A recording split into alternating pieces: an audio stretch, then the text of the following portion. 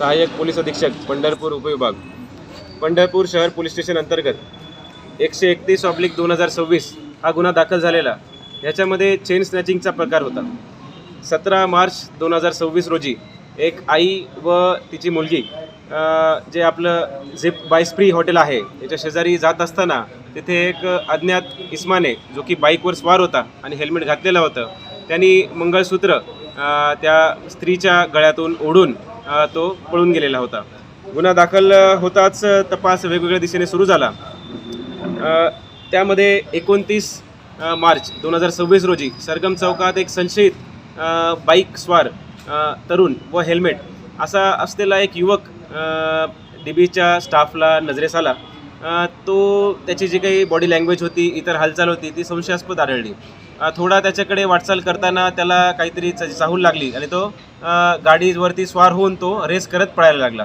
त्याचबरोबर इतर जे संबंधित पेट्रोलिंगच्या टीम्स होत्या त्यांनी त्याचा पाठलाग केला आणि यशस्वीरित्या आपण तो जो काही बाईक चालक होता त्याला आपण नॅप केलं आणि हा जो काही गुन्हा होता ज्यामध्ये 17 ग्रॅम 20 मिलीग्राम वजनाचं सोन्याचं मंगळसूत्र ज्याची किंमत अंदाजे 1,03,000 अशी आहे ती आपण त्याच्याकडून हस्तगत केली।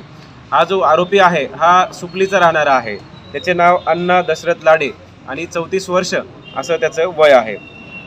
हा आरोपी आपल्याला मोटरसायकल सकट आपण त्याला मोटरसायकल जप्त केलेली आहे। त्या मोटरसायकल युनिकॉर्न कंपनीची मोटरसायकल आहे आणि त्या मोटरसायकलचा क्रमांक MH13EU 9595 असा आहे।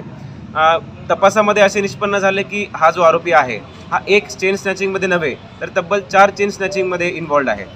त्या इतर चेन स्नॅचिंगचे जे काही CR नंबर आहे ते आहे 166/2026, 138/2026 व 2025चा गुन्हा 773/2025 सुद्धा याने केलेला आहे।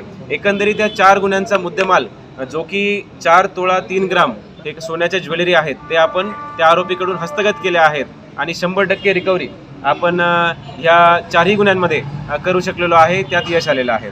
एकूण 6,05,000 रुपयांचा जो काही हा मुद्देमाल आहे, जो काही हरवलेला माल आहे तो आपण ताब्यात घेतलेला आहे आणि लवकरच तो आपण त्या पीडितांना परत प्रोव्हाइड करणार आहोत। तर ही जी काही कामगिरी आहे ही PI पंढरपूर शहर PI वाघमोडे साहेब व त्याचबरोबर DBचे अधिकारी PSI जगताप साहेब व संपूर्ण टीम यांनी यशस्वीरित्या कामगिरीमुळेच हे काही जे यश आहे ते प्राप्त झालेलं आहे।